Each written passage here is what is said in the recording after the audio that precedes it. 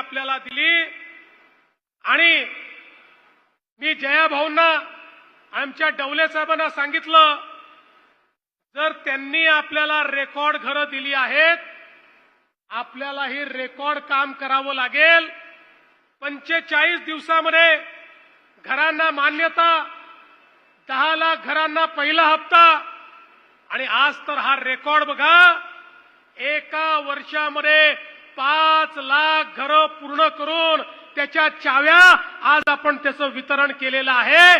हा देशातला रेकॉर्ड महाराष्ट्राने पूर्ण केलाय। आज पुन्हा 9,000 कोटी रुपये आपल्याला मिळालेले आहेत। हे 9,000 कोटी रुपये मिळाल्यामुळे पुढच्या वर्षी शिवराजची असाच कार्यक्रम आम्ही करू। आज 5 लाख लोकांना चाव्या दिल्या, पुढच्या वर्षी 15 लाख लोकांना चाव्या आम्ही देऊ।